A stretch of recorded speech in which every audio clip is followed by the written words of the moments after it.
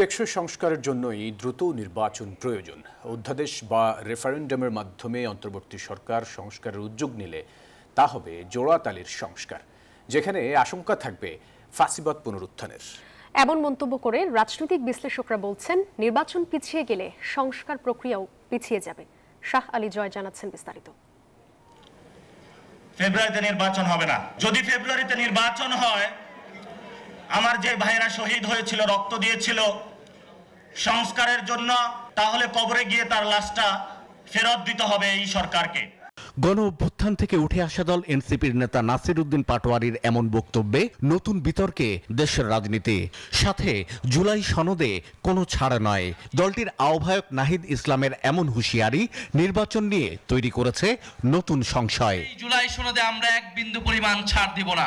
আগে সংস্কার নাকি নির্বাচন, নাকি সংস্কারকে স্থায়ী রূপ দিতে দ্রুত সময়ের মধ্যে দরকার নির্বাচন, এমন প্রশ্ন ঘুরছে রাজনীতির অলিগলিতে। রাজনৈতিক বিশ্লেষকরা মনে করছেন সংস্কারকে স্থায়ী রূপ দেয়া প্রয়োজন, আর এজন্যই প্রয়োজন নির্বাচিত সরকারের। একটা নির্বাচিত সরকার আসলে প্রশাসনের যেরকম নেটওয়ার্ক থাকে, রাজনৈতিক দলেরও একেবারে জেলা পর্যায়ে, উপজেলা পর্যায়ে, থানা পর্যায়ে, ইউনিয়ন পর্যায়ে তাদের যে নেটওয়ার্ক থাকে, সেই নেটওয়ার্কের মধ্য দিয়ে একটা সামাজিক যে স্থিতিশীলতা, রাজনৈতিক স্থিতিশীলতা দরকার হয়। তো সেই কারণে আসলে নির্বাচিত সরকারের যেরকম একটা নিয়ন্ত্রণ তৈরি হবে বাংলাদেশে, তো সেইটা আসলে বর্তমান সরকার সেই ক্ষেত্রে কতটুকু সফল হবে যদি এটি নির্বাচন না হয়, তাহলে আসলে ঝুঁকির মধ্যে পড়ে যাবে বলে আমার কাছে মনে হয়। সরকার ফেব্রুয়ারিতে নির্বাচন করতে চাইলে তার আগেই ওদের স্বপ্ন পূরণে পাশে থাকতে পেরে আমরা গর্বিত। জুলাই সনদের আইনি ভিত্তি চায় জামায়াত, তা না হলে প্রয়োজনে আন্দোলনে নামবে দলটি, এমন ঘোষণার কথাও শোনা গেছে জামাত নেতাদের মুখে। এটা আমি মনে করি লোক দেখানো, বিরোধিতা যদি করেও থাকে, কারণ অলরেডি তারা বিভিন্ন জায়গায় তাদের ক্যান্ডিডেটকে পরিচয় করিয়ে দিচ্ছে পাবলিকের সামনে।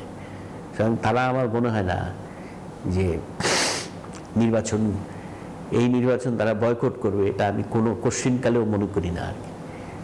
বুঝছেন, এগুলো মানে এক ধরনের পলিটিক্যাল স্ট্র্যাটেজি। তবে অনেক বিশ্লেষকই মনে করেন সংস্কারের যে দীর্ঘ কর্মযজ্ঞ, অন্তর্বর্তী সরকারের পক্ষে তা বাস্তবায়ন করা কঠিন। সবকিছুই বর্তমান অন্তর্বর্তীকালীন সরকার করবে বা করে যেতে পারবে, এইটা ধারণা করা ঠিক না। এগুলোর মধ্যে অনেকগুলোই আছে যেগুলো একটা পার্লামেন্টের অনুমোদন লাগবে।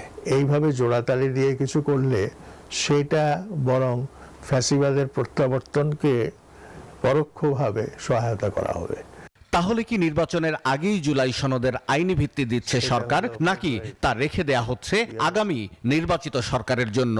বিশ্লেষকরা বলছেন, এমন প্রশ্নে আগামী কিছুদিন উত্তপ্ত থাকবে রাজনৈতিক অঙ্গন। নির্বাচন সংক্রান্ত যে অনিশ্চয়তা ছিল।